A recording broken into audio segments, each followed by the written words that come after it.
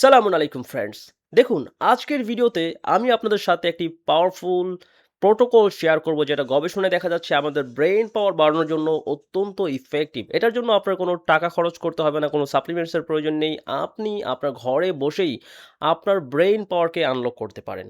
না, বর্তমান বিশ্বে নিউরো ডিজেনারেটিভ ডিজিজ খুবই মারাত্মক রূপ ধারণ করেছে। অজস্র মানুষ বয়সের সাথে সাথে তাদের ব্রেইনের কার্যক্ষমতা হারিয়ে ফেলে বিকজ অফ নিউরো ডিজেনারেশন। স্মৃতিশক্তি হারিয়ে যাচ্ছে, কোনো কোনো কিছু মনে রাখতে পারে না, কোথায় কি রেখেছে বা কারো নাম মনে রাখতে পারছে না, বা গুরুত্বপূর্ণ তথ্য ভুলে যাচ্ছে, এমনকি বাড়ির অ্যাড্রেসটাও বলতে পারে না। এখন উদ্বেগের বিষয় হচ্ছে, অল্প বয়সী রুগীরাও আমাকে ফোন করে বলছে তাদের ব্রেইন আগের মতো কাজ করছে না, কোনো কিছু স্মরণ রাখতে পারছে না, ভুলে যাচ্ছে, ফোকাস কমে যাচ্ছে, মেমোরি দুর্বল হয়ে যাচ্ছে। Brain fog. আপনি কিভাবে কি করবেন, একটা প্ল্যানিং করবেন, আপনার ব্রেইন আপনাকে সেই সাপোর্টটা দিচ্ছে না, ফলে আপনি আপনার কাজ করার যে উদ্যম, যে মেন্টাল সাপোর্ট, সেটা পাচ্ছেন না। সো আজকের ভিডিওতে আমি আপনাকে দেখাবো একটি পাওয়ারফুল ট্রিক, যেটা তেল আবিবে একটি হসপিটালে তারা গবেষণা করে দেখেছে যে এটা খুব ইফেক্টিভলি আপনার ব্রেইন পাওয়ার বাড়াতে পারে, আপনার ব্রেইনের কার্যক্ষমতাকে কয়েক গুণ বাড়িয়ে দিতে পারে, এবং এটার জন্য আপনার ৳১ খরচ হবে না। So let's know how to boost your brain power and how to prevent neurodegenerative disease all together with this powerful protocol.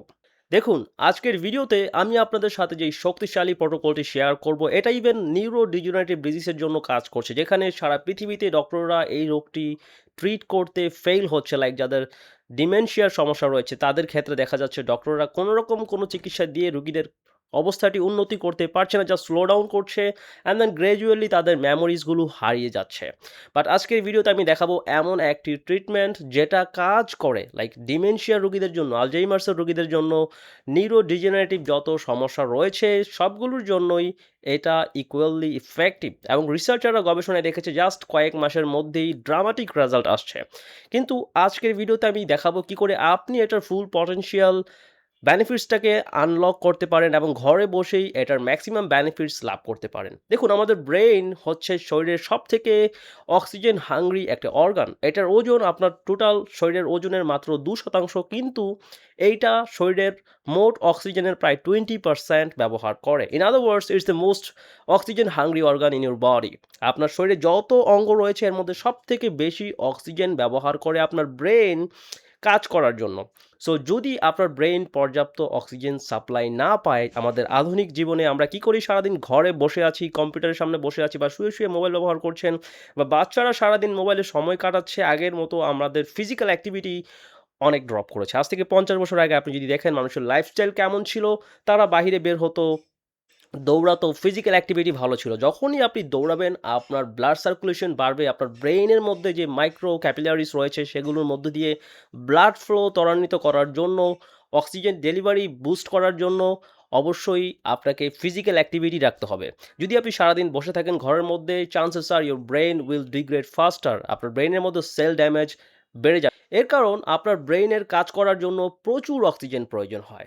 যেমন ইউনিভার্সিটি অফ ক্যালিফোর্নিয়ার রিসার্চাররা একটি গবেষণা করেন এবং তারা দেখতে পান যখন ব্রেইনের মধ্যে অক্সিজেন ক্রিটিক্যালি লো হয়, তখন প্রচুর সেল ড্যামেজ হয় এবং ব্রেইনের মধ্যে নিউরো ডিজেনারেটিভ ডিজিজ লাইক আলজাইমার্সের মতো রোগ সৃষ্টি হয়।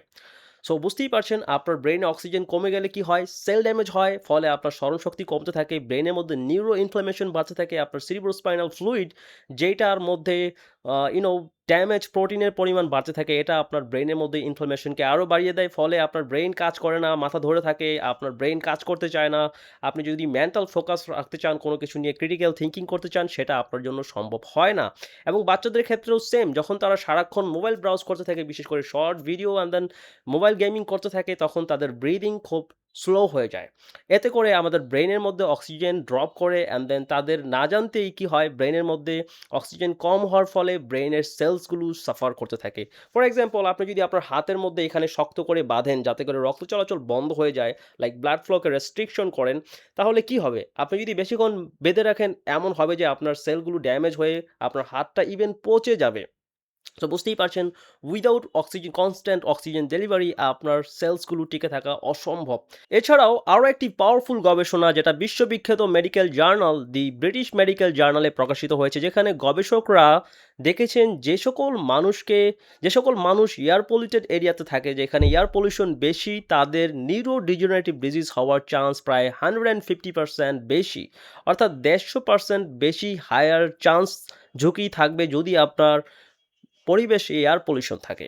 সো আমাদের বাংলাদেশ এয়ার পলিউশনের দিক থেকে একেবারে টপ র‍্যাংকে রয়েছে। ফলে আমরা যারা ঢাকাতে রয়েছি, বিশেষ করে যারা সিটিতে থাকেন, তাদের ঝুঁকি বেশি, ব্রেইনের হেলথ খারাপ হওয়ার চান্স অনেক হাই।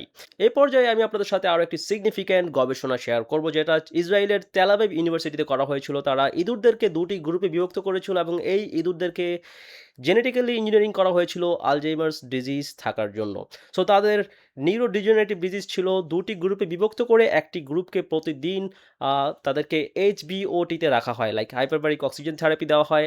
জাস্ট প্রতিদিন একবার তাদেরকে ১ ঘন্টার জন্য সেখানে রাখা হয় এবং এতে করে তাদের ব্রেইনের নিউরোডিজেনারেশন রিভার্স হতে শুরু করে। যেটা আমি সবসময় বলেছি যে নিউরোডিজেনারেটিভ ডিজিজ অ্যাকচুয়ালি রিভার্স করা পসিবল যদি আপনি আপনার সেলগুলোকে তার প্রয়োজনীয় পুষ্টিগুলো ডেলিভার করতে পারেন, রিজেনারেটিভ প্রপার্টিসগুলোকে অ্যাক্টিভেট করতে পারেন। লাইক এই গবেষণাটিতে দেখা গেছে যেই ইঁদুরগুলোকে ৪ সপ্তাহের জন্য এইচবিওটি দেওয়া হয়েছিল প্রতিদিন ১ ঘন্টা করে, তাদেরকে টোটাল ২০টা সেশন দেওয়া হয় এইচবিওটি সেশন, এবং এর ফলে তাদের নিউরোডিজেনারেটিভ ডিজিজ রিভার্স হতে শুরু করে, সিরিব্রোস্পাইনাল ব্লাড ফ্লো বেড়ে যায় এবং ব্রেনের মধ্যে অ্যামিলয়েড প্লাকস কমতে শুরু করে, প্রায় 40% কমে যায় এই গবেষণাটিতে, যেটা একটি পাওয়ারফুল রেজাল্ট। সো এইগুলো সম্ভব হয়েছে শুধুমাত্র অক্সিজেন ডেলিভারি বুস্ট করার মাধ্যমে। অফকোর্স আপনি আলঝেইমার্স বা ডিমেনশিয়ার মতো মারাত্মক নিউরোডিজেনারেটিভ রোগে ভুগছেন না, জাস্ট আপনার ব্রেইন পাওয়ার কমে যাচ্ছে, আপনি আপনার ব্রেইন পাওয়ারকে বাড়াতে চান। এই গবেষণাগুলো শেয়ার করার অর্থ হচ্ছে আপনি যাতে করে বুঝতে পারেন, অনুধাবন করতে পারেন যে আপনার ব্রেইন পাওয়ার বুস্ট করার জন্য অক্সিজেন ঠিক কতটা গুরুত্বপূর্ণ। সো যদি আপনি আপনার ব্রেইনের মধ্যে অক্সিজেন ডেলিভারি বুস্ট করতে চান, তাহলে খুব সহজেই সেটা সম্ভব। আপনার কোনো এইচবিওটি প্রোটোকল অনুসরণ করতে হবে না, আপনি আপনার ঘরে বসেই এটা করতে পারেন। আমি রেকমেন্ড করব দিনে কয়েকবার ডিপ ব্রিদিং প্র্যাকটিস করার জন্য। সো আমি আপনাকে দেখিয়ে দিচ্ছি কি করে ডিপ ব্রিথিং করতে হয়। নাও আপনারা যারা আমার রেগুলার ভিউয়ার, আপনারা জানেন কি করে ডিপ ব্রিথিং করতে হয়, বাট যারা নতুন তাদের জন্য আমি দেখিয়ে দিচ্ছি কি করে আপনি ডিপ ব্রিথিং করবেন যাতে করে আপনার ব্রেইন পাওয়ার বেড়ে যায়। এটা করার জন্য আপনাকে একটি প্রাকৃতিক পরিবেশে যেতে হবে যেখানে অক্সিজেন স্যাচুরেশন ভালো, বা যদি সেটা সম্ভব না হয় তাহলে আপনি ঘরে বসেই করতে পারেন। বাট এমন একটি জায়গা চুজ করুন যেখানে ফ্রেশ অক্সিজেন বা ফ্রেশ এয়ার রয়েছে, এবং সেখানে আপনি সোজা হয়ে বসে বা দাঁড়িয়ে শ্বাস প্রশ্বাসের ব্যায়ামটি করতে পারেন। এর জন্য প্রথমত আপনাকে শ্বাস ছাড়তে হবে, মুখ দিয়ে শ্বাস ছাড়তে হবে এবং নাক দিয়ে শ্বাস নিতে হবে। যখন আপনি নাক দিয়ে শ্বাস নিবেন তখন আপনার ন্যাসাল প্যাসেজ থেকে নাইট্রিক অক্সাইড তৈরি হবে, যেটা আপনার ব্লাড ফ্লোকে বাড়িয়ে দিবে, ব্রেইনের জন্য অত্যন্ত বেনিফিশিয়াল ভূমিকা রাখবে। এছাড়াও নাকে থাকা পশমগুলো আপনার এয়ার পলিউটেন্টসগুলোকে ফিল্টার করার জন্য অনেকটা হেল্পফুল হবে। সো প্রথমত আপনাকে শ্বাস ছাড়তে হবে, তারপর নাক দিয়ে শ্বাস নিতে হবে। ২ থেকে ৪ সেকেন্ডের মতো হোল্ড করুন, তারপর আবার মুখ দিয়ে শ্বাস ছাড়ুন।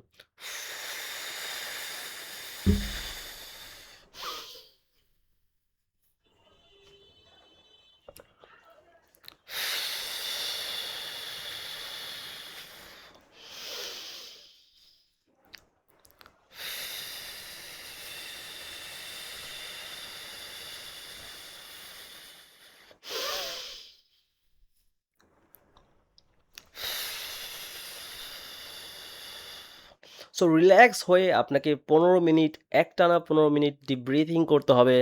তাহলে আপনি লক্ষ্য করবেন আপনার ব্রেইনের মধ্যে অন্যরকম একটি ক্লিয়ারিটি আসবে। আপনার ব্রেইন অনেক শার্প হবে, মেন্টাল ক্লিয়ারিটি আসবে এবং আপনার স্মরণশক্তি তুখর হবে। আপনি কোনো কিছু ভুলে যাবেন না, এবং ইনশাআল্লাহ আপনি যদি রেগুলার এটা প্র্যাকটিসে রাখেন, তাহলে আপনার নানাবিধ রোগ হওয়ার ঝুঁকি কমে যাবে। যেমন অনেক রোগীরা আমার কাছে বলে যে তাদের হার্ট রেট কী কারণে বাড়ছে তারা বুঝতে পারছে না। ডক্টররা তাদেরকে বিটা ব্লকার দিয়ে হার্ট রেট কমিয়ে দিচ্ছে, বাট সেই হার্ট রেট যদি আপনি কমাতে চান, আপনার হার্টের রোগ সহ নানাবিধ জটিল কঠিন রোগকে প্রিভেন্ট করতে চান, তাহলে ডিপ ব্রিথিং হতে পারে একটি অন্যতম শক্তিশালী হাতিয়ার। সো যদি আপনারা জানতে চান ঘরের মধ্যে কি ইনডোর প্লান্ট লাগালে আপনার জন্য সবথেকে বেস্ট হবে আপনার ঘরের ইনডোর এয়ার কোয়ালিটি বুস্ট করার জন্য। কারণ আমাদের ঘরের ভেতরের যে এয়ার সেটার কোয়ালিটি বেশি ইম্পোর্টেন্ট। কারণ মডার্ন লাইফস্টাইল এমন যে আমরা সারাক্ষণ ঘরের মধ্যেই থাকি। তাই আপনার ঘরের মধ্যে গাছ লাগানো সবথেকে বেশি ইম্পোর্টেন্ট। সো যদি আপনারা এই সম্পর্কে একটি ভিডিও পেতে চান তাহলে নিচে কমেন্টে লিখুন ভিডিও চাই এবং এই ভিডিওটি সম্পর্কে যদি আরো কোনো প্রশ্ন থাকে তাহলে আপনি সেটাও কমেন্টে তুলে ধরুন। ইনশাআল্লাহ আমি প্রত্যেককে আনসার দেওয়ার চেষ্টা করব। সো ভিডিওটি দেখার জন্য অসংখ্য ধন্যবাদ।